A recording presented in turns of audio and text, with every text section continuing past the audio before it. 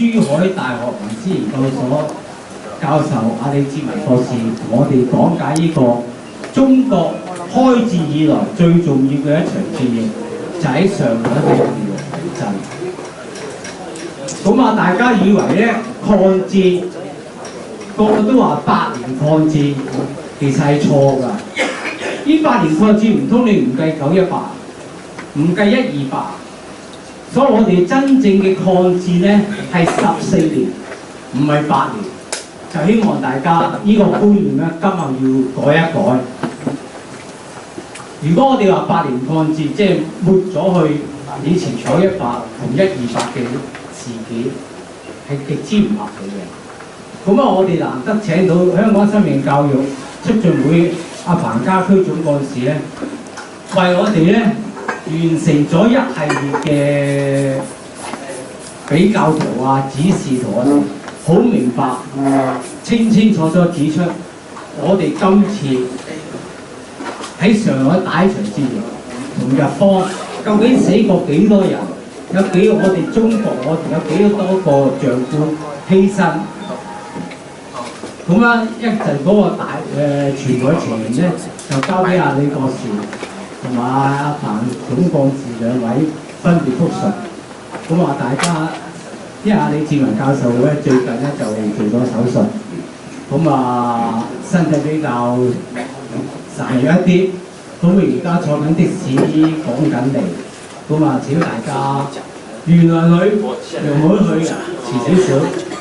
咁我哋司儀，咁我董子文先。OK， 多謝李博士。好，跟住咧就係嘉賓致辭，請到中國國民黨海外部主任郭宏光主任致辭。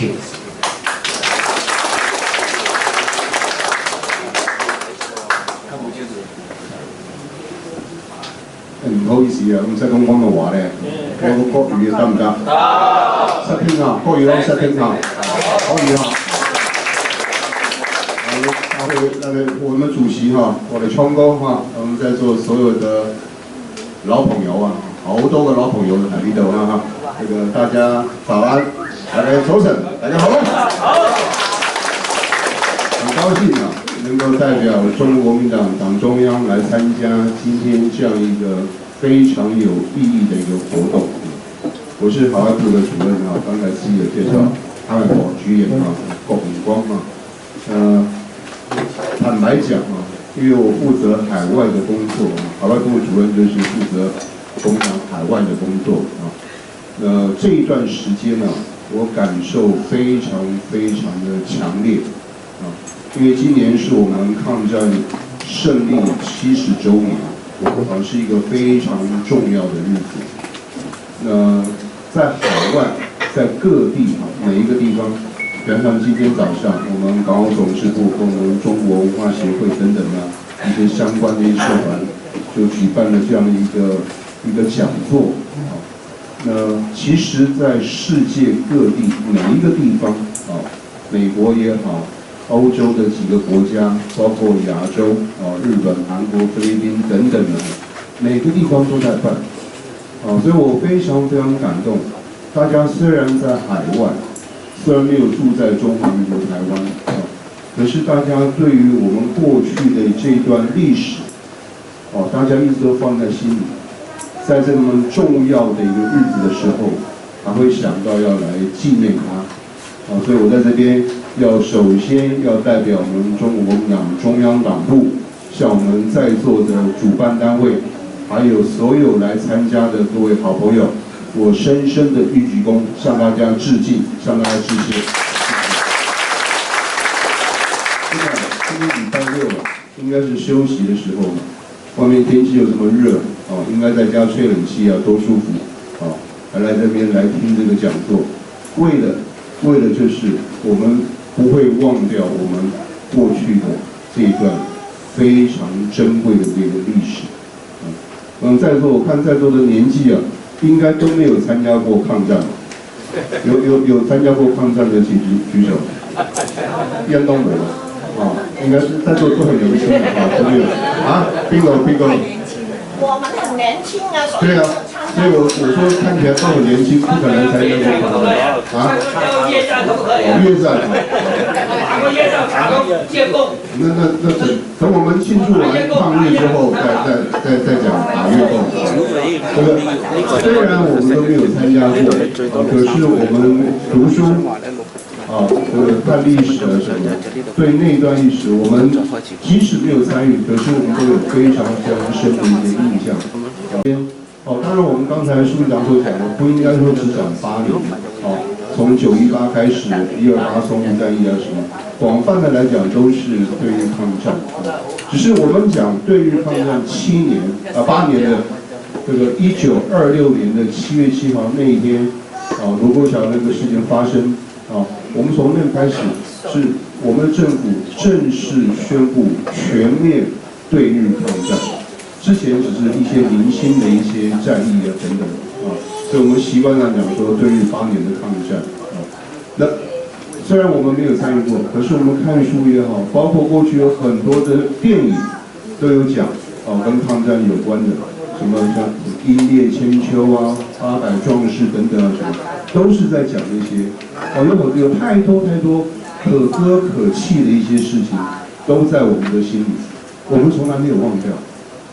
我们在做，我们从来没有忘掉这件事情，所以今天主办单位办这个活动，邀请中国文化协会，就是我们在我们的脑海里面，我们都还记得这些，我们并没有忘掉，所以这是非常珍贵的一件事情。我刚刚跟各位讲说，我特别要跟各位致敬致谢，就是尤其是海外的，这个每个地方的侨胞，各地方的侨社都在办，从现在7月开始。几乎每个地方都在开始陆续都在办这些，其实，在台湾反而办的还比较少。最近这1-2天有一些比较大型的活动，海外的侨胞真的是非常可爱。所以我在这边也真的，因为今天讲到这抗战，待会我们这个主讲的李志文李博士，会针对这场战役跟大家做一个非常详细的一个分享。那我在这边要特别跟各位报告的是。今天来到这边我强调2件事情，就是一个，大家对于我们过去的共同的历史，我们一直放在心里，从来没有忘掉，这是过去，这是我们的过去，我们从来没有忘掉过。可是对于我们的未来，大家还是一样有共同的一个期待，大家还是一样共同的关心。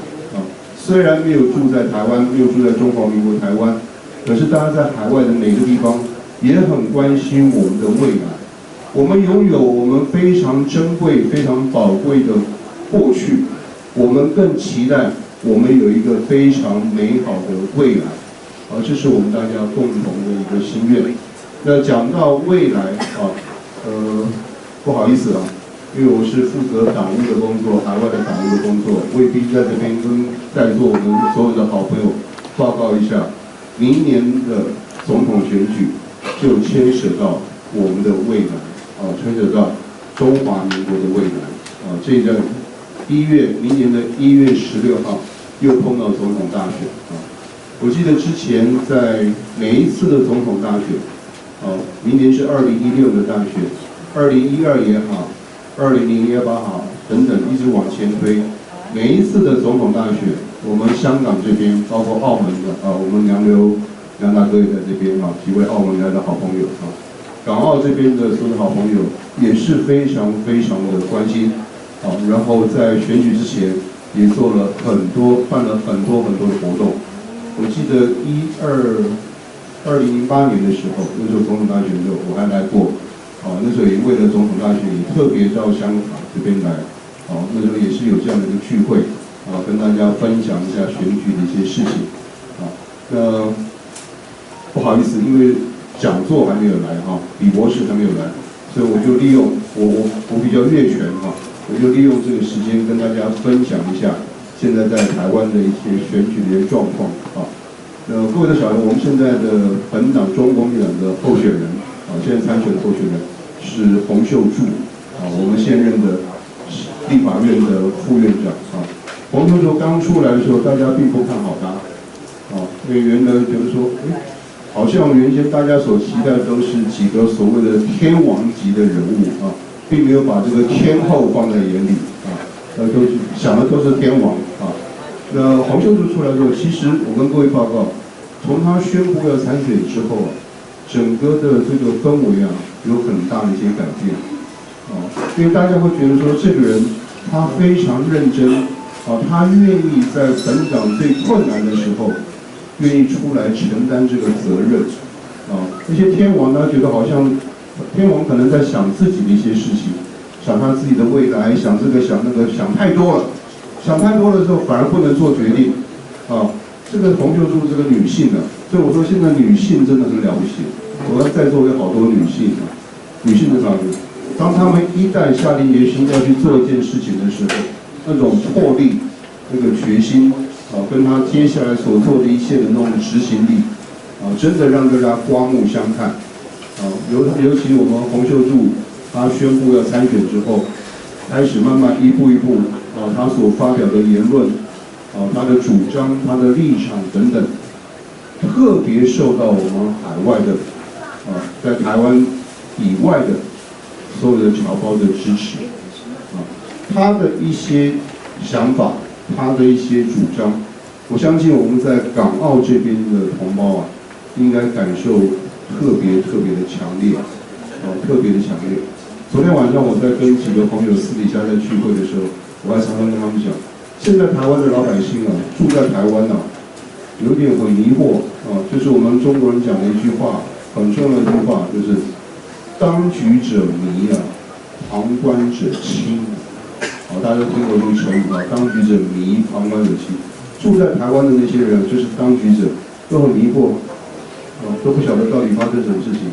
可是离开台湾，在海外啊，在港澳也好，在其他任何美国、欧洲、日本等等各地的侨社，大家看得很清楚，啊，因为不在那个环境，反而很多事情看得比较清楚，想得会比较透彻一点，啊，所以慢慢，大家对于洪秀柱的那种支持的力量就出现，啊，尤其很重要的一点，洪秀柱后来他的声势整个一下起来。大家可能会晓得，应该还记得他在中常会正式宣布他要参选的那一番讲话，啊，那个讲话非常重要。如果还没有看的话，我建议大家不妨去看一下他那篇讲话，啊，他那篇讲话真的是特别是把我们住在海外、没有住在台湾的这些我们所有的好同胞、好侨胞的心声都把它表达出来。所以后来原先大家一开始会担心他的民调可能会不过，啊，怕没有办法通过那样的一个门槛，啊，这个没有办法取得参选人资格。结果他的民调，结果还非常高，啊，那接下来就是等到7月19号，这个月的19号，我们开19全第3次会议的时候，就要正式通过他的提名。我们在座有好几位党代表，啊。到时候都要回去参加这个会议。我们正式通过之后，从开始就要到明年1月16号，有很多的事情要做，啊，所以我在这边还是要先拜托。我相信在未来几个月到明年1月16号之前，我应该还会有很多机会要来这边再跟各位，比方说一些选情的一些报告等等啊，什么跟大家再做一个比较详尽的一些说明跟恳托。啊，不过在这边我还是要拜托我们在座所有的好朋友，啊，所有的包括有很多长辈，因为香港跟台湾距离很近。我知道以前每次选举啊，08年的选举也好，2012年选举，很多人是早上从香港坐飞机回台湾投一个票，投完票之后又坐飞机又赶回香港，就是这么热情，真的就是这么热情。我知道很多这种例子，啊。明年的选举真的是非常重要，啊，所以我在这边还是我先非常概括的啊，就跟大家做这样的报告，也在这边先非常诚恳的跟各位做这样的一个恳托，啊，这个明年1月16号，如果有时间有投票资格的，还是拜托大家回去能够这一票，不只是投给洪秀柱，不只是投给中国国民党的候选人。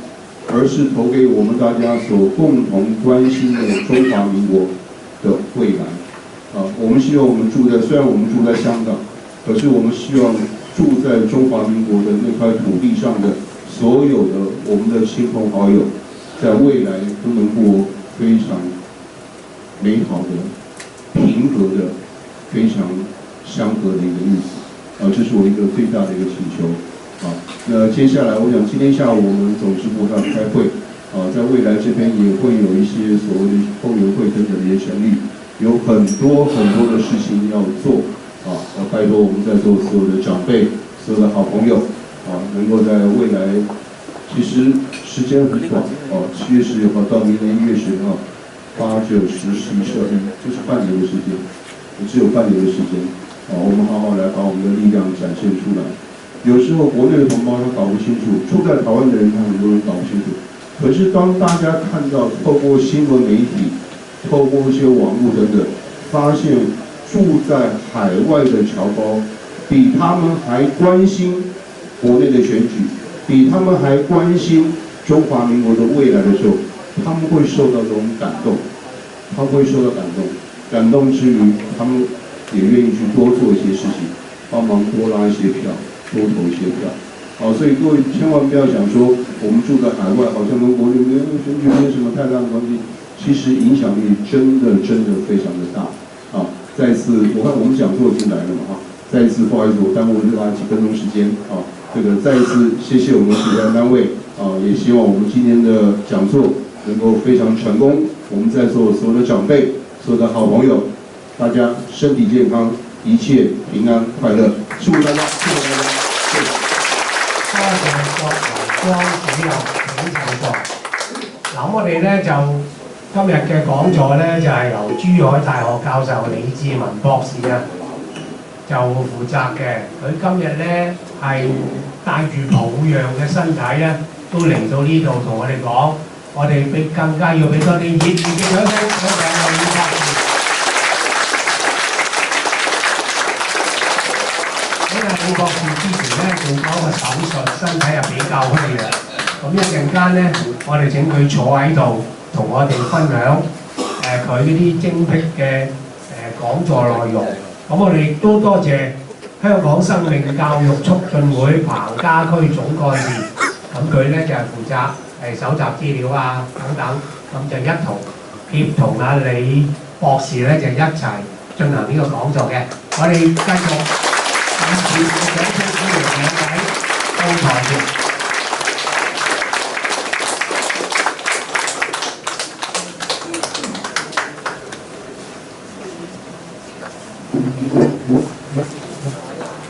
但你哋企同我哋一齊走要李教授坐低嘅。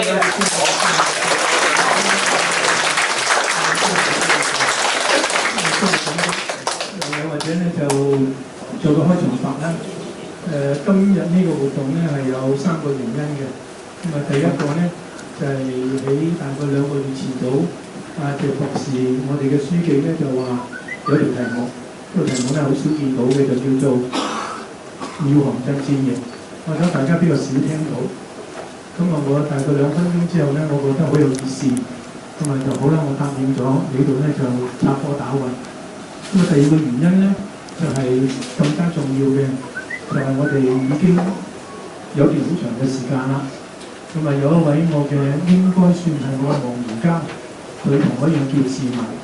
佢家出嚟咧行咗咧叫濟文，佢姓連。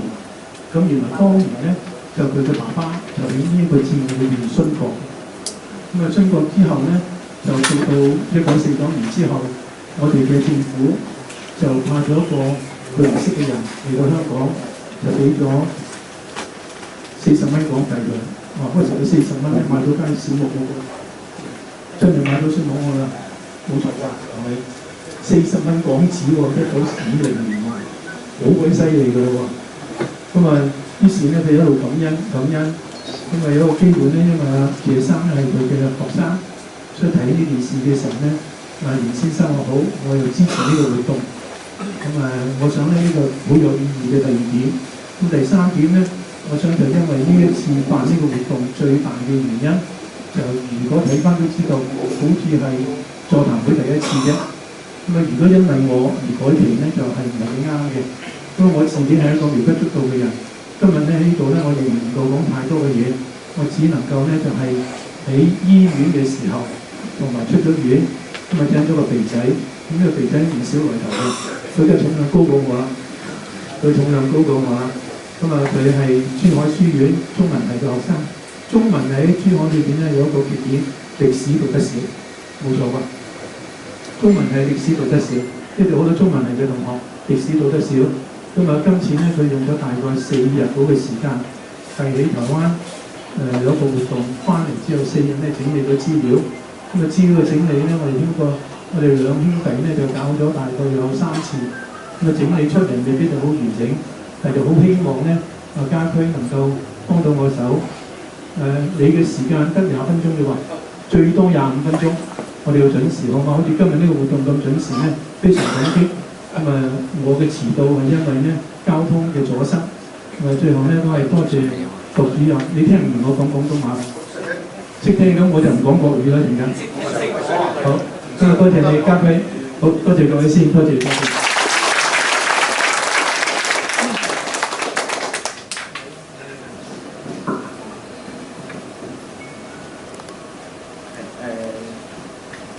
主任係李志文老師，謝永章博士，咁大家好。咁我今日咧就講解一下，因為我前一段時間6月底喺台灣，老師叫謝博士聽到電話俾我就話，同我收集一啲資料，就關於遠行政事業嘅事情。咁我翻嚟嘅時候我就好快速咁做咗啦，就希望資料方面有咩遺漏，就大家多多包涵，係啦。咁我就講一講上海遠行政治呢一場戰爭係啦。咁我哋講其實抗日戰爭今日係我哋係做抗日戰爭成立70週年。咁抗日戰爭我哋上會將佢嘅開始嘅點係劃喺918嘅事變，因為918事變日本佔領咗成個東三省，咁之後就開始有小型嘅戰役啦，咁一直到77又都條事件之後，日本開始大規模侵略中國，蔣委員長咧就喺7月17號發表咗告前體戰書，正式開始全面抗戰。到1945年日本投降，咁呢度咧我哋傳統上係講8年抗戰，咁實際上我哋計一計呢個年期係1945年到1932年咧。其實計翻個日子，其實打到14年。當然啦，全面抗戰嘅日子係得8年。咁喺918事變之後咧，日本係要盡快去，喺東北咧就成立一個叫偽滿洲國。因為點解日本要去攞東北？所以呢樣嗰個計劃咧，其實唔係日本喺918事變之後，或者係1932年前後先去諗住去佔領東北呢樣嘢，佢哋嘅呢一個目標係喺甲午戰爭之後。甲午戰爭之後，日本就將佔領前中國去寫入咗去佢嘅國策裏面。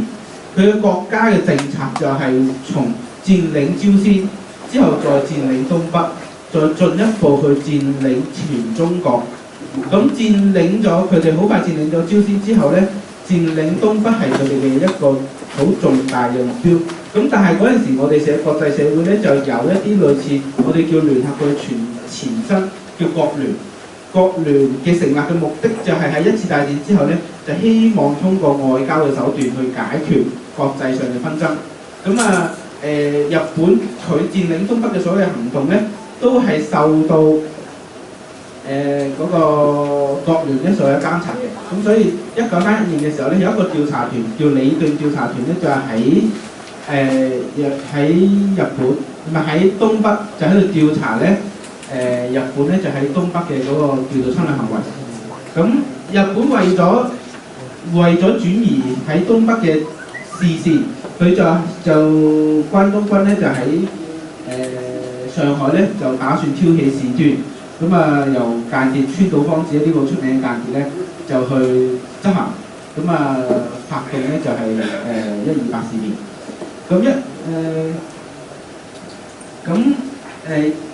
128事變發生嘅其實之後咧，係喺1932年嘅1月28號晚上嘅11:30左右咧，就正式開始。咁佢喺上海咧，大概就打咗呢6個好主要嘅戰鬥。咁第一場戰，其實喺第1、2、3、4場戰鬥咧，其實係有個唔同嘅地方嘅。咁但係第5同第6咧，就係大概都係廟行柳河江灣嗰一帶。咁嗰一帶咧，基本上面係呢第5、第6場戰役咧，基本上面係成個淞滉戰爭嘅高潮，因為佢哋打嗰陣時打得死傷同埋打得都好激烈。咁喺成個淞滉戰爭，中國軍即係國軍係有抵抗得有幾激烈咧？其實呢樣嘢我之後都會講，就係淞滉戰爭係令到國軍係嗰個係喺國際上有地位嘅。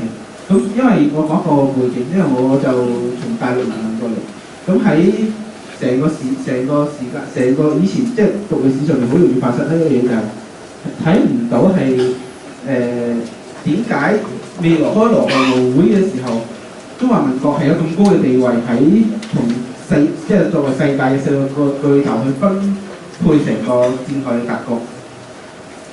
咁喺嗰個日本打上海嘅時候咧，佢係換咗有3次將領嘅。點解要講換3次將領？因為日本人係領政戰死，佢如果臨陣換將咧，對佢係一個好大嘅恥辱嚟嘅。但係佢好大嘅恥辱，佢都換咗3次將領。呢一個咧就一開頭發動戰爭，呢一個咧就後尾喺尹祖兵戰役嗰度，佢呢個野村吉三郎認為，我只要過咗尹祖兵咧，我只要渡過咗呢條河咧，上海戰役就完㗎啦。結果我哋頭先講，佢喺我頭先寫嘅第4場戰役嗰度，佢打輸，即係佢冇過到，佢喺嗰度打輸咗。咁日本又換咗佢，跟住換咗個植田天吉過嚟。咁佢就係廟行第1亦即係最後嘅指揮官嚟嘅。咁咧我哋再睇一睇廟行第喺邊度。咁大家可能都唔知廟行第喺邊度。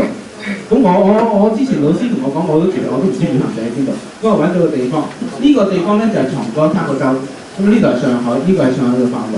呢個咧叫寶山，以前叫寶山縣，而家叫寶山區。咁寶山區裏面咧，呢個地圖，即係我將呢一個地圖畫過嚟呢一度，呢度係黃浦江。咁廟行鎮大概就係呢一個地方。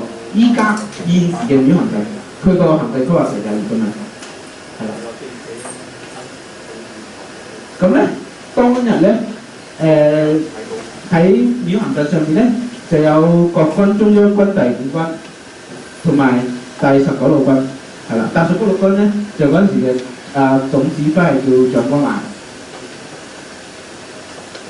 咁喺20號左右咧，嗰個日軍咧就準備大規模進攻廟行鎮。咁呢個當時大概就係我當時守衛嘅即係國軍嘅將領嘅嗰個位置圖。呢個佢哋圍住廟行咧，基本上咁樣一字排開咧，就日本人就大概從有呢個位同呢個位攻過嚟。係啦，咁我哋睇呢個就係當時戰場嘅狀況。呢個係19路軍咧，佢喺戰場上面即係同敵軍喺度抗戰緊。呢度係廟行鎮嗰陣時嘅戰地醫院。呢個係引起咗好多外國媒體嘅注意，所以外國媒體喺度拍攝。佢拍攝嘅呢個咧，佢唔係影相，佢唔單止係影相，佢呢個係當時拍攝一個好新穎嘅嘢，叫有聲嘅電影，即係佢係拍咗係有影片出嚟嘅嗰陣時。咁成個廟行鎮戰役其實大概從20號左右打到3月1號，咁打10幾日。其實實際上嘅高峰期咧就係20號到23號。咁成個23號之後咧，就完咗嗰個戰爭。後尾到3月1號之後咧，通過外交手段去解決呢場戰。咁但係喺成個淞滉戰爭之中咧，日軍係死傷咧係10,254人，但係日軍嘅參戰人數咧係就超過77,000人。咁同我頭先所講嘅超過兩艘航母30幾艘戰艦，係係啦，50幾架飛機。咁啊19路軍同第5軍咧，就係佢哋一共參戰咧，大概48000人。咁啊死咗應該即係大概超過1/3嘅傷亡，好英勇，因為佢哋係裝備上面啦，裝備上面係完全係落後於日本嘅。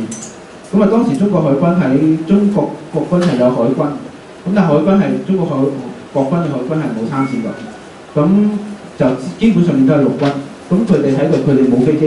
咁但係廟行陣嘅時候咧，係宋希濂將軍咧係喺冇一啲叫做防空裝置嘅時候咧，佢哋都擊落咗日本嘅一架飛機。係啦，咁呢個咧就係淞滬戰爭之後咧，喺蘇州咧就有個5月28號咧，即係當年5月20號咧就有一個追悼會。係啦，咁呢一個咧就係當年喺廟行陣上面咧。就因為個戰爭大激烈啊，咁啊全國嗰啲軍民咧就籌錢咧就起咗個紀念碑。咁呢一個係紀念堂嚟嘅。咁呢個紀念堂咧依家就冇㗎啦，因為喺37年嘅時候咧，淞滬會戰嘅時候咧係俾日軍用空襲機炸毀咗，所以依家我哋係見唔到嘅。咁但係依家喺上海、喺南京、喺上海同埋喺廣州咧都有19路軍嘅淞滬戰爭嗰啲嘅紀念碑。咁廟行陣線有咩影響咧？咁正如我頭先所講，如果你個國家唔夠強，其實你係唔會有一個即係一個身份係作為一個嗰個4大嗰個巨頭咧，喺開羅和會上面去即係商量戰後點樣去維持世界個秩序嘅。咁22日戰役即係22日廟行陣一打，咁當時國際上就有報導，咁蔣委員長咧就發咗一封電報俾第5軍嘅軍長張治中將軍，咁佢就話：自經22日廟行陣依一役，我軍聲譽在國際上頓增10倍，連日各國輿論莫不稱頌我軍精勇無敵，而倭寇軍如疾則一落千丈也，望鼓勵官軍奮鬥努力。係啦，呢個係佢發俾第5軍嘅嗰個電報。咁呢個電報其實可以睇到喺國際上面係好讚賞國軍嘅呢次行動，因為我估佢哋係冇料想到喺軍力裝備如此懸殊嘅情況之下係可以取得勝利。咁總體嚟講，我哋之後睇翻就係話。佢喺未來有咩影響？就係話第一樣嘢就係佢係鼓勵咗中華民國嘅國民同埋佢嘅士兵個士氣，因為對於抗戰係有咗一個信心。另一樣嘢就係國際社會咧對國軍咧就係刮目相看。咁第三就係建立，即係因為呢樣嘢令到美國同埋英國係睇得起中國嘅軍隊，所以蔣委員長未來佢就可以一個領導嘅身份。去同佢哋嘅領導人去平起平坐，即係羅斯福、丘吉爾、史太林，佢哋全部都係大國，全部都係裝備精良，佢哋全部都係先進嘅工業國家，佢哋完全睇唔起，其實係之前佢哋係睇唔起中華民國呢個即係新興嘅國度，佢哋覺得，因為我哋從鴉片戰爭以來一直都係打敗仗，咁中華民國喺國際上嘅地位就已經提升咗，係啦，喺呢件事之後咧，因為日本戰敗，所以佢就反而就係令到佢希望嗰個目的就破滅咗，所以咧國際社會咧就喺國聯咧就唔承認偽滿洲國嘅地位，咁日本因為呢樣嘢咧都退出咗國聯，咁加劇咗咧未來喺日本侵華嗰個速度，喺成個戰役。我哋要講下啲人物，因為我哋喺珠海讀歷史話，老師話歷史係要人物組成。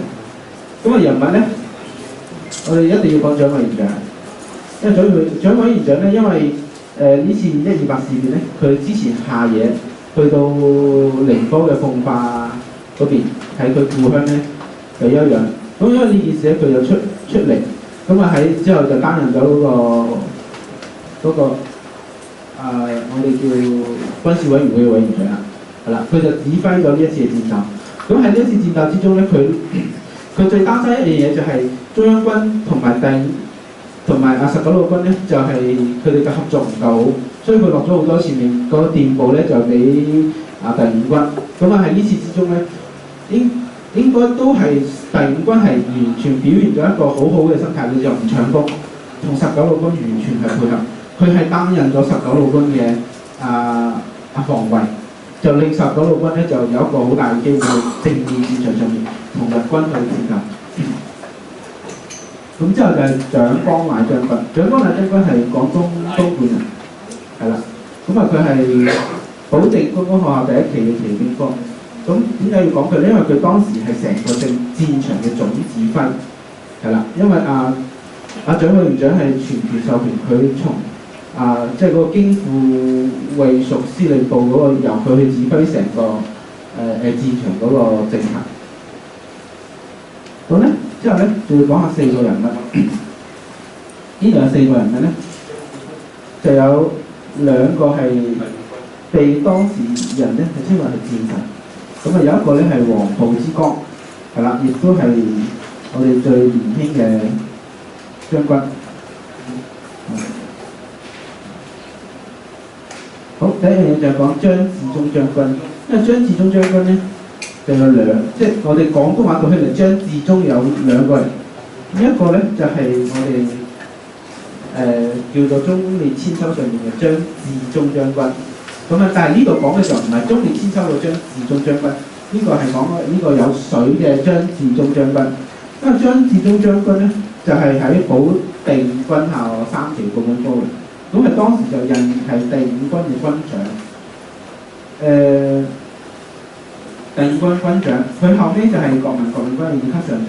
咁佢張治中將軍就喺正面戰場上面咧，即係正面嗰戰場上面咧，就係擔任第19路軍嘅掩護。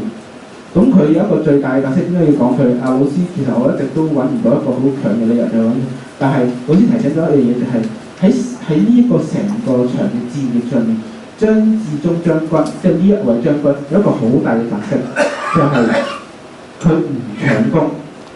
佢無論到戰爭嘅初期、中期、前到激戰，一直到後期，佢冇去攞任何搶攻嘅一個行為。佢將佢嘅功勞即係拱手相俾，呢樣嘢係好難得嘅，呢樣嘢係好難得嘅，係啦。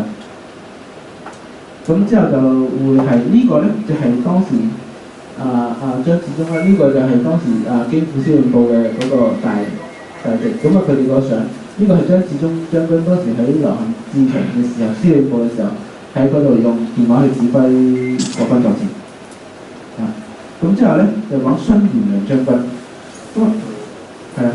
頭先有位聽眾都話呢個係秦漢嘅老豆，係啦，秦漢我哋係啦。咁佢咧就係當時咧就係第5軍87師第259旅嘅旅長。佢係黃埔軍校第1期嘅。喺呢場戰役之中咧，有2位，即係我一陣會講，仲有一位係黃埔軍校第1期嘅。咁咧佢一直到2007年先過身，都好長壽。咁4書傳州人後面就係陸軍嘅中將，呢個係當時咧一個報道上面咧係將佢攞咗出嚟，因為佢作戰好英勇，佢喺佔領戰場上面咧係日本人係稱佢為戰神，因為日本人覺得佢好犀利。咁呢個就係佢當時帶領個部隊去打仗。咁仲有一位咧就係宋希濂將軍。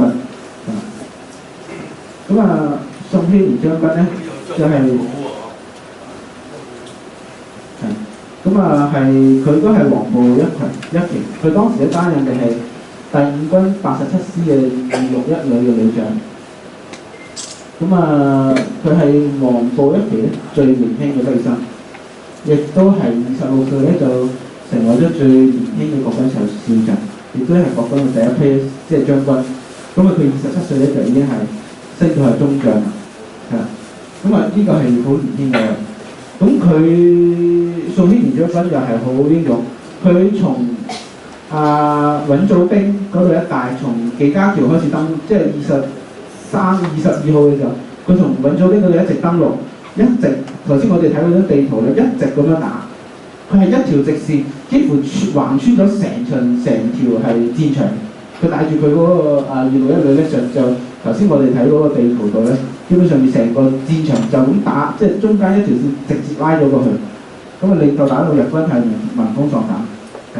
咁我哋就另外講一講，有位就叫翁照華，咁啊佢有另外有兩個名叫嘉騰或者騰溪，咁啊廣東惠來嘅。咁啊點解講佢咧？因為佢當時係19路軍，對，寫錯咗唔好意思呢度，係啦，因為佢當時係19路軍嘅旅長。咁啊當時佢喺邊度咧？佢係喺從父要塞裏面咧係擔任戰地嘅指揮官。咁啊1月28號晚上11時30分嘅時候咧，國軍第一個下令抗日嘅咧就係佢。咁佢講咗一句：守住陣地，不許後退，就係佢啦。其實際上國軍正式宣布喺918戰役係佢開始。咁啊佢係日本陸軍士官康嘅隊員。咁啊喺法國係留過學。咁啊呢個咧，當時其實咧我查咗幾張圖片，就係呢張圖片咧就係話佢鼓勵部屬咧堅守陣地同埋防守策略。咁啊我都睇過有人就話呢一張圖片咧係佢下令一啲敢死隊去衝去日本打日本嗰啲坦克，因為當時日本參戰係有坦克，而中國係冇嘅。咁啊佢哋就真係綁住啲炸彈咧就去打坦克。呢個就有啲就話係嗰啲敢死隊上戰場之前咧。佢哋一啲嘅訓話，呢個係佢同佢嗰個師嘅師長。咁我哋又講一講呢一位，因為點解要講呢？因為頭先老師講到話一位余慶年長，咁啊就係呢一次嘅一個叫做引子啦。咁佢嘅孫連海仁先生今日都嚟咗，呢個余慶先生，余慶年長，咁啊佢嘅孫連海仁先生都嚟咗。呢樣嘢係好難得嘅，因為我哋今日雖然冇人參加過抗日戰爭，因為我哋冇人參加過戰爭，但係後代都嚟咗，就係做一個見證，係一個紀念，係啦。咁啊當時連延興團長佢係黃埔17期畢業，當時係連長，咁啊隨住翁照行旅長咧就喺上海，咁啊喺激戰喺妙行戰役嘅時候咧。佢就喺戰壕嗰度咧，就向敵人開槍，但係佢就俾敵人咧就打中佢個頭，咁啊就不幸就殉國。咁啊佢嘅靈位咧，依家就供奉喺大直嘅英烈祠裏面。或者你話一話係邊一個地方？第一個。喺呢度第2排，嗰個名字即係睇。係。成個兩有單獨位嗰啲咧係將軍。係啊，有單獨位嗰啲全部都係將官嚟嘅。咁佢就大概係呢個位，好似係第2排。第2個位。咁啊喺大直，如果大家有機會可以去睇一睇。係。咁要請我哋嘅陸志宏老師你講解一下呢2張，因為老師講到最尾嘅時候，佢叫我加咗呢2句落去。當然我就未話好參透到老師想表達啲咩嘅意思，所以我哋請陸志宏老師可以幫我哋。咁呢個咧就喺廬山講話嘅時候咧，蔣介石就講咗佢嗰個抗戰決心。佢話：和平未到完全絕望時期，絕不放棄和平；犧牲未到最後關頭，絕不輕言犧牲。攘外必先安內。咁呢句説話咧，其實係老師話表現咗蔣委員長佢全面抗日嗰個決心。咁後尾我尋晚翻嚟，即係諗咗成晚，我都覺得即係個道理喺邊度咧？因為和平未到完全絕望時期，絕不忘去和平咯。因為只有和平先有發展。1920-30年代初嘅中國，其實係一個仲係一個相對混亂。國家經濟各方面都未係好完善嘅國家，咁中國嘅軍隊上面裝備咧，遠係落後於即係世界嘅其他國家。咁所以喺128呢個一次128嘅時候咧，都有一樣嘢就係長委員長咧就派咗一個叫做德軍裝備部隊咧就係參戰，咁但係因為嗰個實力嘅懸殊問題啦，個數量嘅問題咧，係基本上係喺正面戰場咧係俾人哋全殲嘅，係啦，咁但係都體現咗我哋嘅嗰個軍備嘅重要性啦。咁啊，犧牲未到最後關頭，絕不輕言犧牲，因為喺打仗嘅時候咧，戰場上面要犧牲，即如果一個軍事將領佢要人去死，其實好容易，攞一條命就得，但係只有珍惜嗰個生命嘅嗰個將領先係會更加難得。咁另外就係一個就係司馬遷史記錄落嚟表司馬遷講嘅説話，呢個就真係要老師解一解啦。咁我嘅嗰個匯報大概都係到呢度。陳先生，咁現在咧應該就請袁生你講講你阿爺、你爸爸點解今次參選嘅活動？唔該。多謝大家。咁其實咧，我都係近排同阿爸講翻，我先知道我阿爺係喺嗰個廟行嗰度試過陣我。咁就多謝阿謝德利教授嗰陣，就幫我哋喺中烈祠嗰時就揾翻呢個平台，因為嗰時實在係我阿爸都係應該好細個，因為同我阿爺相處都好少。咁佢都係聽我阿嫲講，係啊，因為佢就都啲人都好少，咁佢就最記得佢咁我阿爺喺黃埔畢業出嚟之後咧，咁就去有一次就新疆苗學城嗰度打仗，咁佢好不幸咁嘅身亡。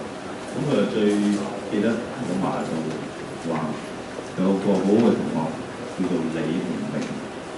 咁後尾即係抗戰之後，咁佢就有一日途經翻我哋鄉下，就潮州嗰度，咁佢就千辛萬苦咁就揾一日去問阿連日興嗰啲家屬喺邊，因為佢同我阿爺係好老友，佢就係喺個戰槽裏邊就叫我阿爺就執低啲，跟住點知我阿爺個圖就執低啦，咁就中槍，跟住佢就孭住我阿爺條屍翻去就。咁佢就嗰時打完仗之後就翻去鄉下同揾我，咁到我佢即係託人揾到我同埋我爸爸，我爸爸嗰啲就好唔係好大我，咁佢就學翻嚟話，同埋你第時好讀書，咁樣就讀好啲書，學好嗰啲，跟住就先係儒家，即係讀好啲好故事性嘅啲書。咁第時畢業咧，如果你想謀事咧，就上去中央，即係南京嗰度。咁我到時就可能會關照下。咁我爸爸就好有印象就係呢個李鴻明，因為佢嗰時係應該係升到去司令嘅，佢係跟住胡璉將軍嗰條嗰度發展。咁佢就好記得嗰啲軍人就除咗係好似好勇猛咁打仗之外咧，其實就好有嗰啲書卷味。不過我諗嗰陣時年代嗰啲軍人都係咁樣，即係唔係而家某啲地區嗰啲淨係識錢嗰啲係做到軍人。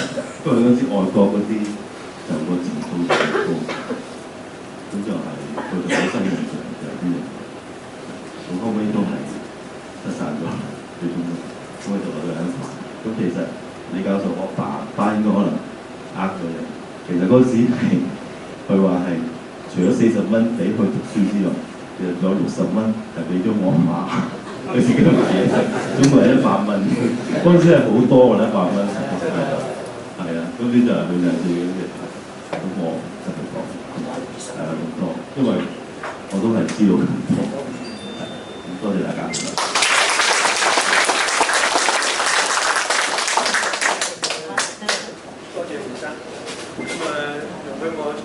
幾多時間啦？我時間有多少？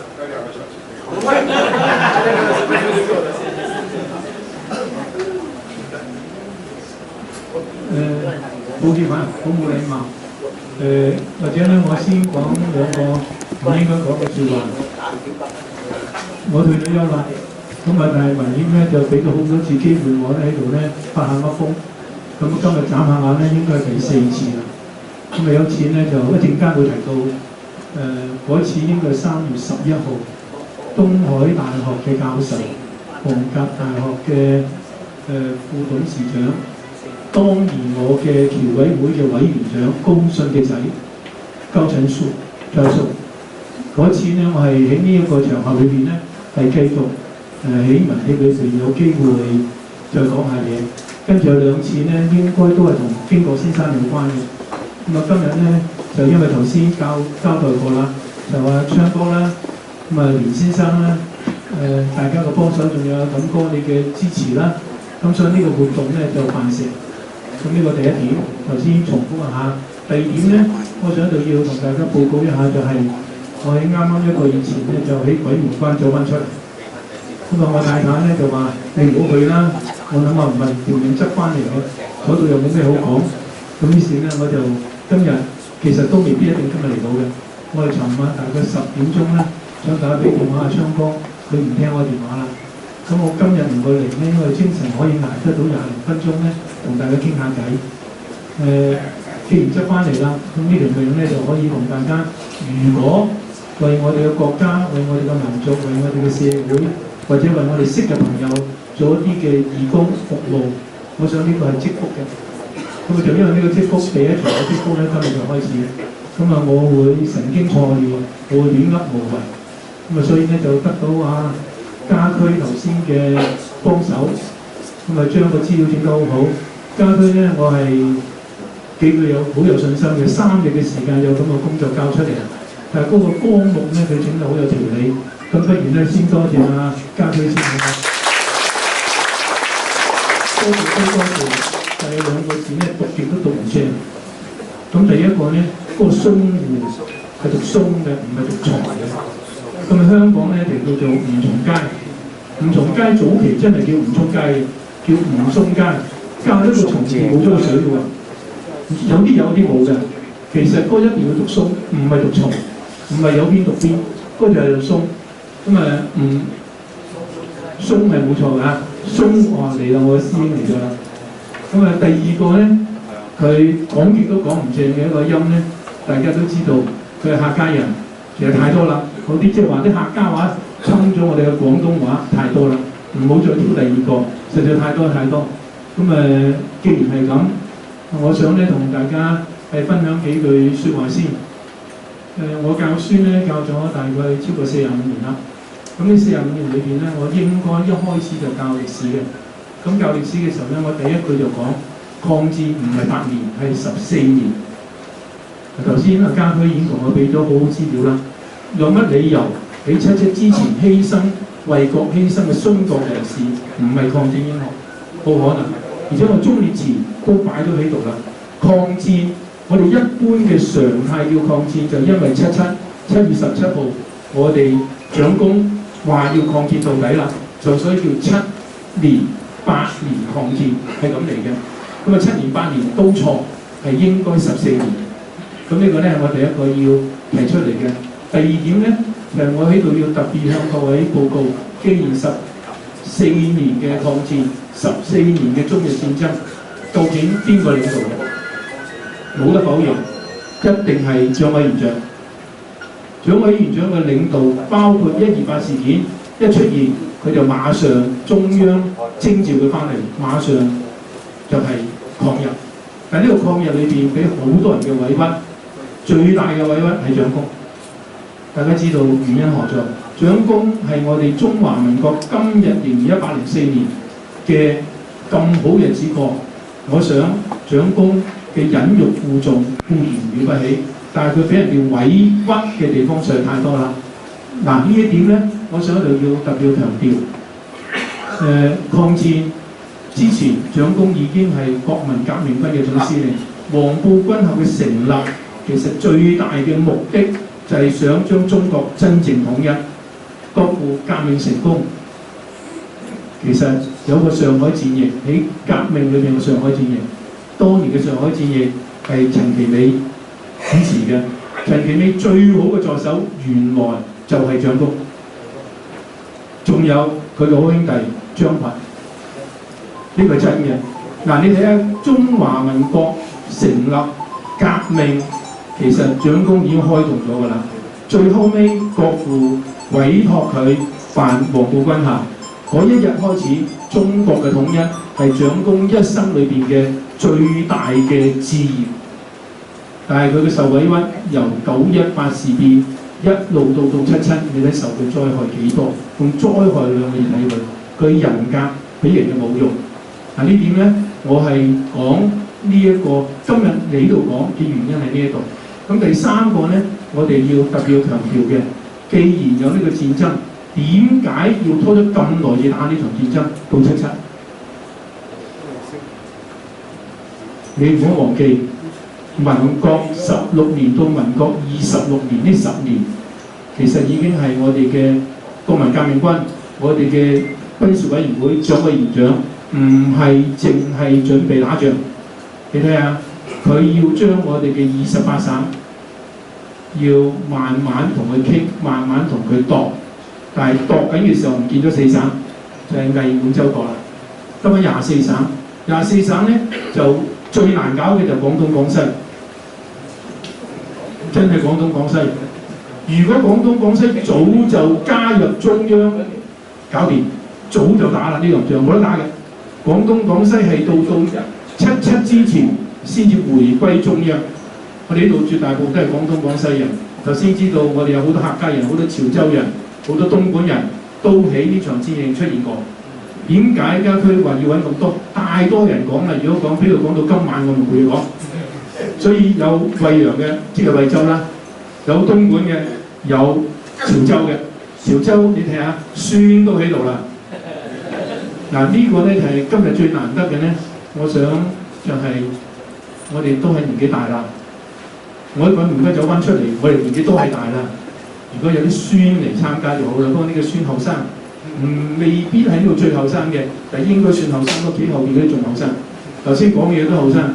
呢一次嘅活動，第三個意義就好多後生仔參加。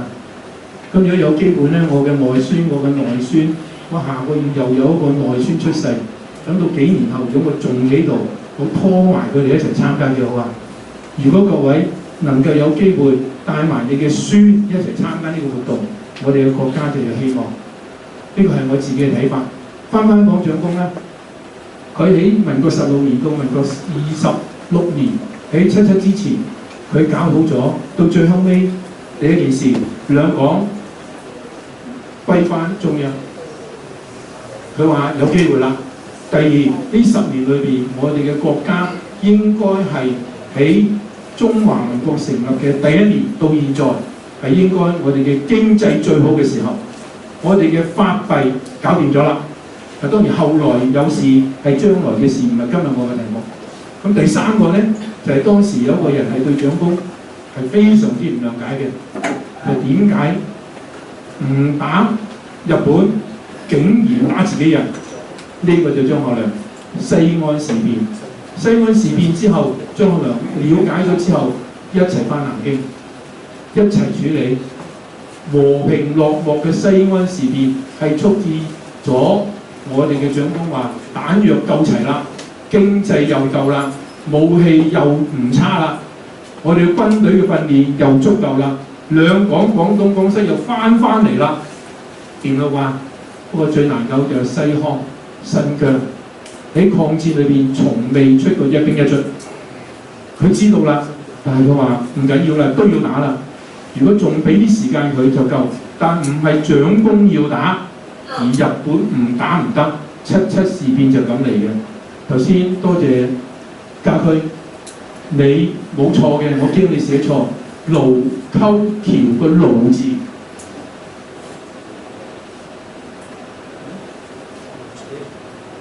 你唔使驚，你冇寫錯，冇錯，真係呢個盧啊，知道啦。喺日本開始要打啦，唔打唔得。咁當然啦，如果要話家駒一路講點解有呢場戰役，點解講日本侵略，淨係講呢度講2日都講唔晒。實際如果大家要睇，我哋香港有個前輩叫做何家華先生，佢寫過《溫君夢》，就係樂軒，佢講咗幾百場中國點解同日本打，兩個原因，日本唔可以唔打。第二，蔣公有權一日一定要打日本，就係咁簡單。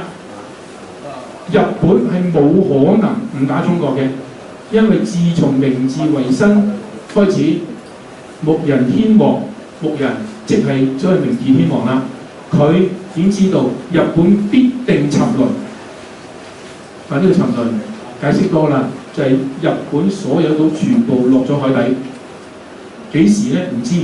日本已經醒覺啦，明治維新已經知道點樣努力都好，日本必會沉淪。記得有一年咧，我去日本京都大學，真係入到去睇到圖書館寫咗日本沉淪4個字。呢、這個沉淪唔係道德沉淪，唔係國家其他嘅社會沉淪，係佢會有機會喺呢個世界消滅嘅。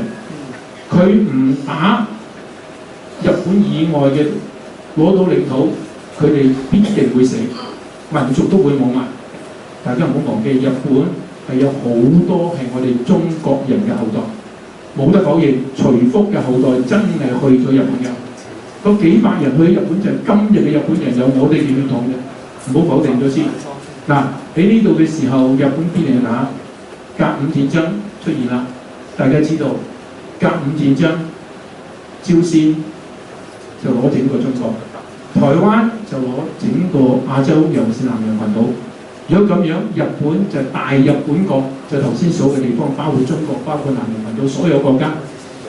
台灣係中國嘅，佢係如珍似寶。日本係真係喺度出現嘅。咁蔣公咧係留學日本嘅，佢早就知道，我去京都大學幾日我都睇到日本沉淪咯。日本喺培養蔣公嘅軍事，喺日本了解日本嘅民情，佢有乜你又唔知日本嘅動作？而蔣公喺得到革命幫手，跟住到黃埔軍後建個校，一路到後有國民革命軍，到最後尾嘅軍事委員會做委員長，佢嘅最大目的就係要抵抗日本嘅侵略。但係如果有得和平，最好中日合作，呢個必然㗎。做打嚟做乜呢？但係到最後尾，我哋真係到幾乎係絕望嘅時期。呢個和平，我哋就要搏盡老命攞翻嚟，犧牲一兵一卒係唔應該嘅，因為大家都係人，但係佢冇辦法唔做。咁啊呢個時候咧就係所謂最後關頭嘅犧牲，到最後關頭先至冇辦法啦。咁佢咧唔係到最後關頭，決不輕言犧牲。呢兩句説話加佢大概就咁嘅意思。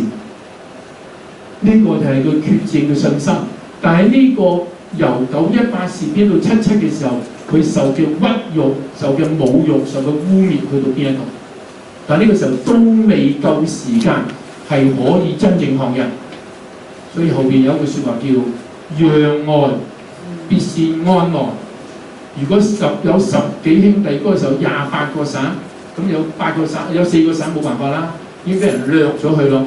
咁如果我哋自己都唔得嘅，喺民國10年成立嘅中國共產黨，成立個政黨為咩？就攞政權，天經地義嘅。唔攞政權成立政黨做乜嘢？香港嘅任何政黨都想自己得到係最大嘅政黨，喺民主社會裏邊係攞得嗰個主導權啫嘛。台灣了不起，我哋唔理咩嘅政黨，只要你成立，你都有資格做中華民國總統嘅政黨。唔係一定國民黨，不過做得聽得應該係清楚。我哋蔣經國先生了不起嘅地方，就係喺佢就要離開呢個世界，冇離開我哋嘅時候，就係、我哋嘅中國國民黨上得台可以落得台，落得台可以上翻嚟。民進黨嘅時候，佢可以上台可以落台。任何政黨係俾人民選出嚟嘅。唔係你話做就做嘅。蔣公喺嗰個時候，佢諗下，仲有一條線搞唔掂，係中國共產黨。如果打日本，佢後邊掹後腿，我哋點死？蔣公用咗幾長嘅時間，到最後尾過程唔講啦，長公係能夠得到西安事變，大家知道毛澤東、周恩來佢哋全部一致擁護中央。毛澤東、周恩來、葉挺、葉劍英，全部中國大陸嘅後來成立嘅新政權，我哋叫中華人民共和國呢個政權嘅時候，邊一個係未打過77之後嘅戰爭嘅？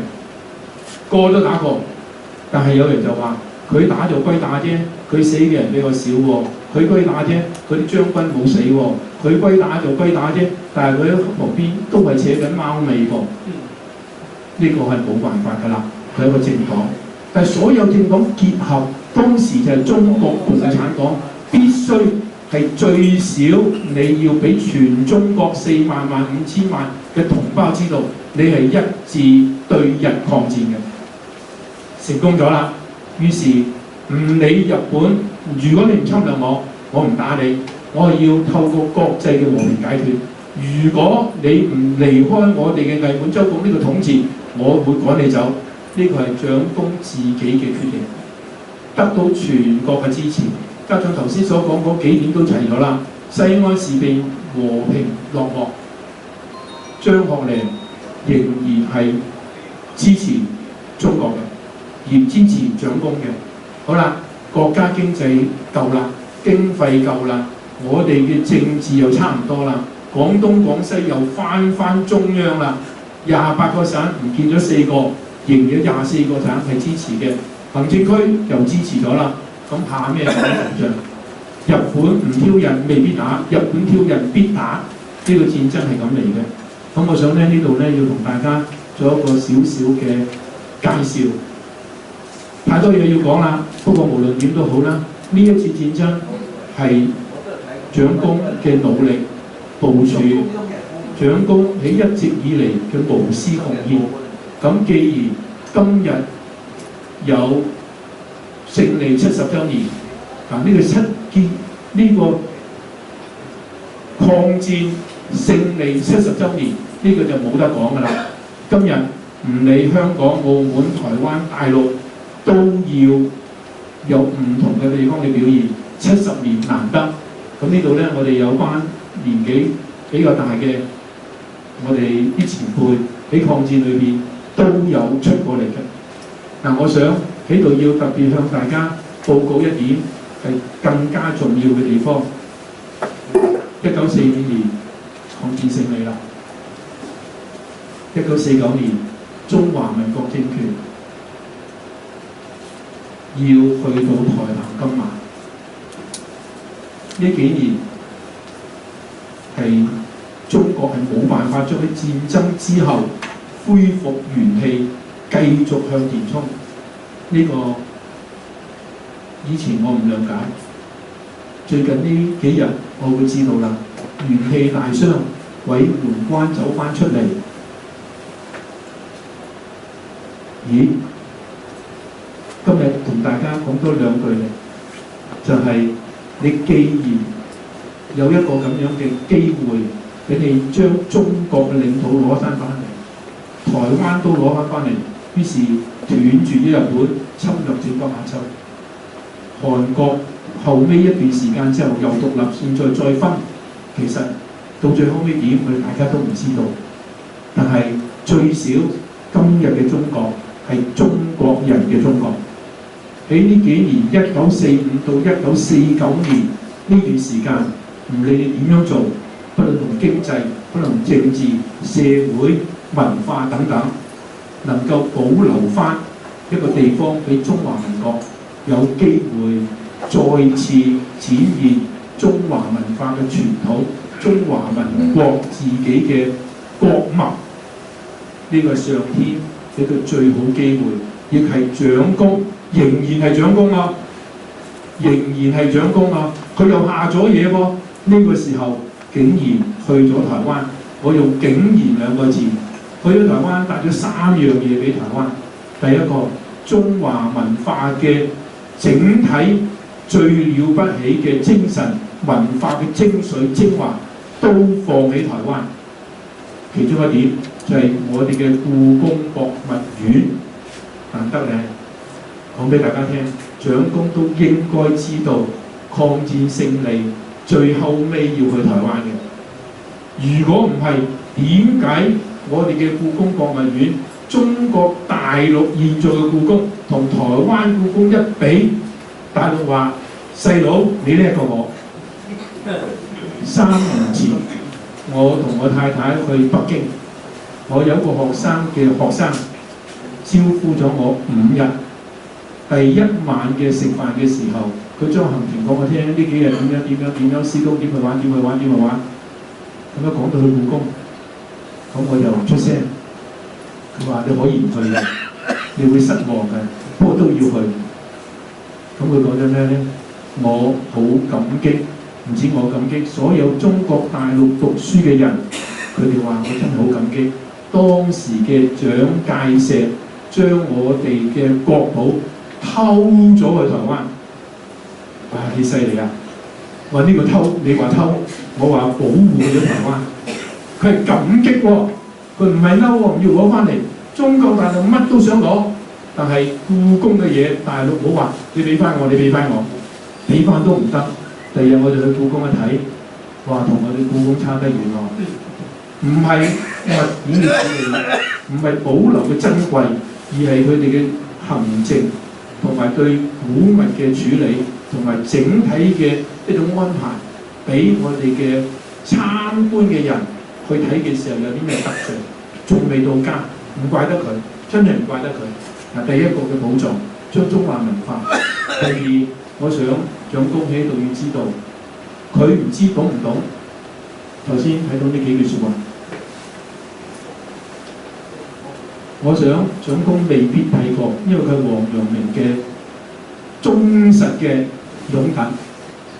王陽明嘅忠實擁躉，我呢喺度在座各位，我唔敢講，我真係讀史記讀通，一啲都唔通。但我真喺歷史上，我最喜歡嘅就係司馬遷同埋班固。睇到六國年表有個序，大致意思就咁講：東方係所有物體喺嗰度開始生長嘅，西方係所有物體喺嗰度成熟嘅。呢個畫樣即係好多人都咁講㗎啦，即係司馬遷之前喺漢朝、喺秦漢、喺呢個周朝，大家都講㗎啦，望東方啦，望到東方一日初升，你要成功喺西方，真嘅。但係司馬遷後來咧就加多咗2句，佢話東太硬啦，不如東南啦；西太硬啦，不如西北啦。個地圖出咗嚟未？話中華民國全圖喎，台灣、香港唔係喺正東，係喺真係東南。連先生，我個老同阿連老師、連志文先生、連濟文先生呢方面嘅高手，我唔敢講太多啦。如果唔係你又熟過我，阿錦哥你又知道多過我，我咪死火。但係東南向睇，國父建立中華民國，後來一路推三民主義，一路講建國大綱、建國方略。佢話我哋嘅首都要放喺西安。如果我哋嘅首都仲有機會去到伊犁，我哋嘅亞洲就和平啦。國父一定讀過史記，司馬遷呢段嘅説話就係咁講啦。東南就係今日嘅台灣、香港、澳門。今日嘅西安就喺西北地區。香港嘅學者大概如果研究歷史嘅，大概會有我哋講東莞有個叫堂頭下，堂頭下有個劉偉文教授。我哋東莞人，如果我哋東莞人講歷史、讀歷史，劉偉文教授當然嘅應該係聯合書院嘅教授，佢就寫咗《中國西北說》。佢認為中國由周朝一路落嚟，其實都係西北為主嘅。循又係一路落嚟都係。今如果咁講，又講幾個鐘頭，唔講佢啦。咁啊，你睇下家下講緊武媚娘，好好睇㗎。不過香港係將佢支離破碎到嚇死你。武媚娘真係了不起嘅人。你睇最後尾佢執政仍然交翻俾李家。你留意下，當時佢自己嘅唐太宗，我哋唐太宗其實係胡人嚟嘅，真係胡人嚟嘅。胡人咪即係中國人，中國有咁鬼多個民族，怕乜鬼理佢邊度打邊度啊？所以叫做黑汗啊嘛，唔係可汗啊。咁啊，但係其他嗰班人叫做咩？天黑汗喎。其實呢個就係真係我哋嘅國聯國際聯盟，我哋真係聯合國。但係邊個做領袖？佢係用呢個方式去睇嘅。嗰個黑汗就係你個國家嘅最高嘅領導人。天就係成個天地間都大家都信你嘅，唔係打仗打翻嚟，用文化攞翻嚟嘅。中國到今日最強大嘅文化大朝代就漢同埋唐，呢個冇得講㗎啦。嗱，既然係咁，大家知道呢一個嘅做法，南京唔係首都嚟㗎，北京唔係首都嚟㗎。我哋首都放喺西安冇錯㗎。咁幾時會做呢？我哋唔知。好啦。呢個係往後嘅事，我同大家希望都見到啦。但係最重要嘅主題就講，既然東南今日65年啦，司馬遷話咗，下邊就司馬遷講啦，上邊就一般人講睇東啦，物就會生啦。第三會俾人搣咗佢唔要噶嘛，向西走啦，會成熟俾人執咗噶嘛。但係呢，司馬遷話，作事者一定喺東南。幾千年後今日，我哋台灣、香港、澳門係咪喺東南？跟住落嚟，收功實者必於西北，唔係現在西北人去收，而係話我哋最後尾中國真係可以統一天，我哋中國太平，一定我哋嘅首都，我哋最冷靜嘅頭腦一定喺西北。喺呢度咧，只俾大家參考。我係針我嘅鄉里劉偉文教授嘅口水尾，唐頭下人佢講嘅。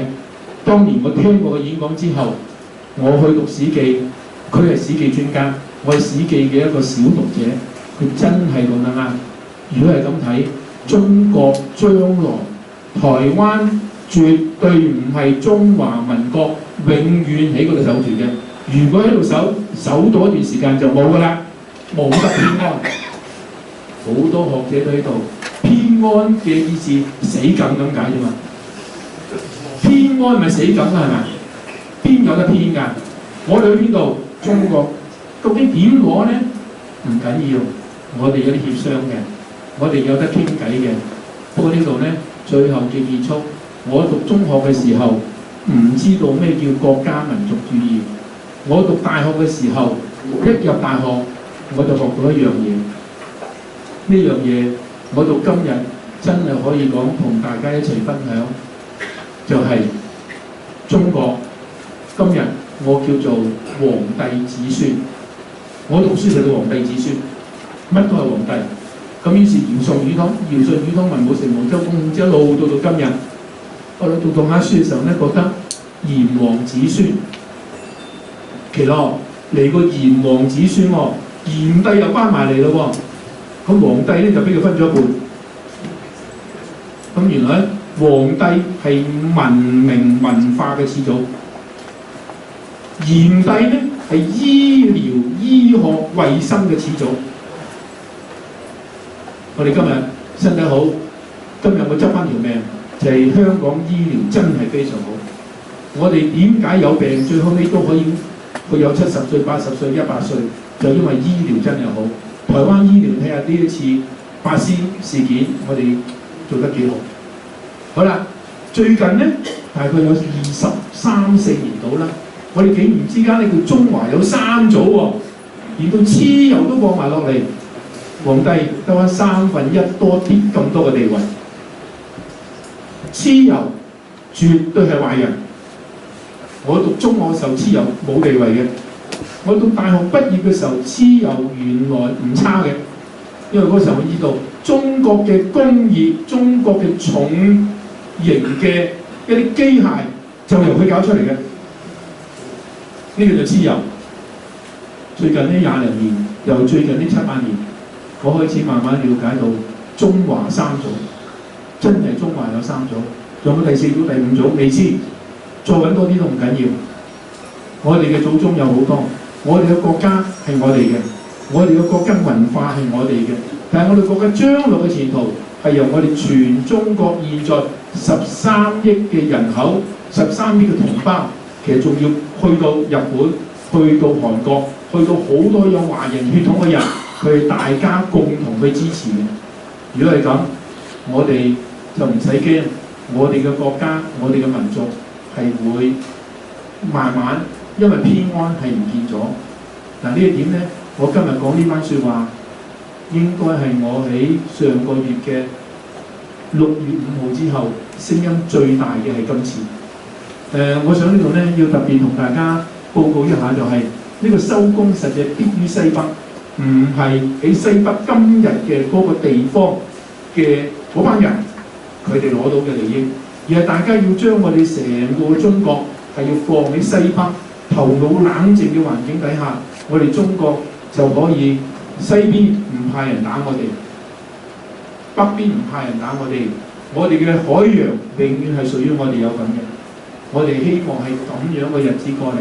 嗱，今日我要特別多謝緊咧，就係阿謝永昌謝書記咧俾咗個機會我，咁又俾呢上天一個時間，我有幾個字嘅時間同大家做個報告。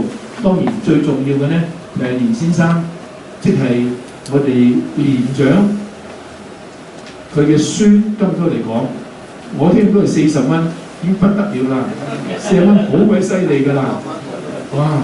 我交學費，我讀緊書嘅就1960幾年讀書，我學費交3蚊嘅咋，咁啊1年都唔使40蚊。但係嗰個時候咧，我上水知道一個鋪位咧係真係幾萬蚊嘅咋，但係嗰個時候已經過咗20年好多啦喎。佢後尾知道咧仲有60蚊，你阿嫲你有幾犀利咧？嗱呢一點咧，我想喺度後要講，受過中華民國。受過我哋嘅犧牲咗嘅好多前輩嘅嗰種貢獻之後，我哋梗有血脈相承嘅。不過需要嘅係讀歷史。如果大家都唔知道嘅，你睇今日我哋連先生嚟嘅時候幾正氣，連先生嗰陣時候幾由衷，連先生講嘅説話係幾自然。嗱，我哋嘅子孫係應該大家都記住呢個方法。喺度咧，我希望我哋年紀大嘅朋友，我哋以後嘅聚會帶埋啲孫，帶埋啲仔嚟啊！文化協會一定俾我哋嚟啩嚇，第呢度整多個育嬰室都唔錯，育嬰室都唔錯。咁如果咁咧，中國文化協會真係可以推動中國文化啦。當然啦，喺度我特別要多謝嘅咧，就今日喺台北過嚟嘅，聽到我講嘅説話唔到2成嘅個主任，多謝你。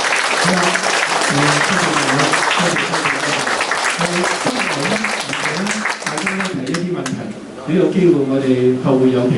多謝各位，祝我哋嘅國家好，多謝啊李思文，請就位。嗱咁下邊咧，我哋咧就係、今日咧都要同大家交代一下，今日呢個活動能夠成功咁樣進行咧，都好多幕後嘅策劃者嘅。咁呢啲策劃者咧，我哋應該一咧就會送翻啲紀念品俾佢哋，以表示我哋大會嘅心意。咁呢一個環節咧，就先請中國文化協會秘書張文華咧，就出嚟講幾句説話，係致謝詞嘅。咁我哋今日呢個活動咧，都係同中國文化協會咧就一齊舉辦嘅。請阿張文華先生大家好啊！咁就好多謝大家出席今次嘅活動啦。咁我哋首先又多謝李志文博士啦，咁就徐家駒總幹事同埋連海仁先生嘅分享嘅。咁今年就係抗日戰爭勝利70週年，咁我哋中國文化協會對於所有呢啲咁有意義嘅活動咧，我哋都會不吝咁樣去支持嘅。咁就多謝阿謝永昌博士，咁就同我哋合辦今次呢個咁有意義嘅講座嘅活動嘅。咁就再次多謝大家今日嘅出席，多謝大家。好，咁多謝啊張教授講教授。咁現在咧致送紀念品，我哋先請阿李志文博士咧就負責致送。請郭雲光啊，唔係調轉咗對唔住，有少少老人超或者先請郭雲光海外嘅主任郭雲光咧就負責致送紀念品俾我哋嘅李志文博士。多謝啊博士咧，今日抽空嚟到同我哋分享佢嘅睇法。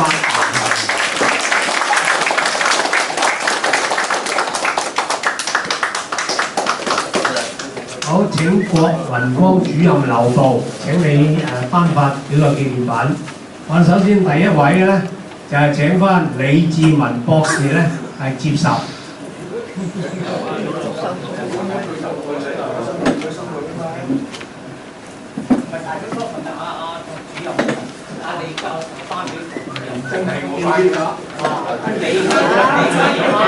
好對唔住，真係搞亂咗嚇。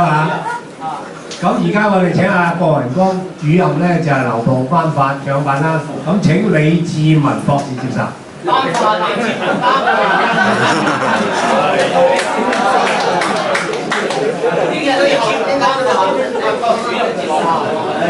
好，而家請阿李志文博士頒發。對唔住啊，抽亂咗啊！兩個人嘅角色抽亂咗，唔好意思，唔好意思。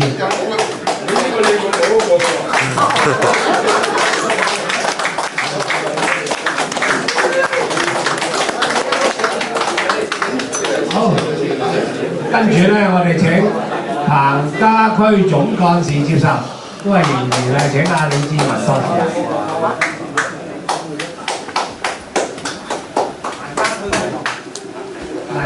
係咪啊？係咪啊？哇！如果主席啊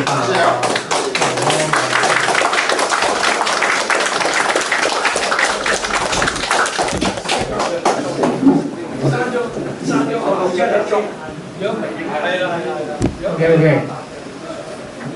呢啲蝦碌鏡頭，層出不窮啊！對唔住。好，繼續。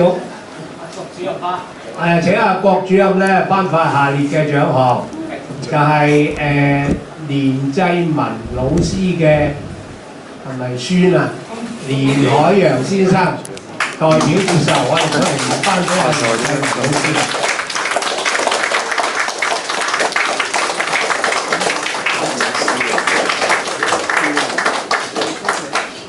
好，繼續請留步。我哋跟住頒發俾文化協會張文華秘書。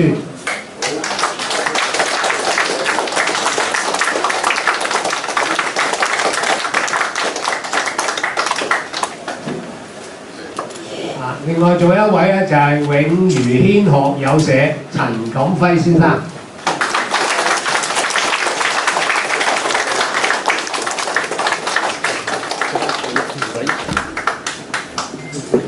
好多謝阿郭雲光主任。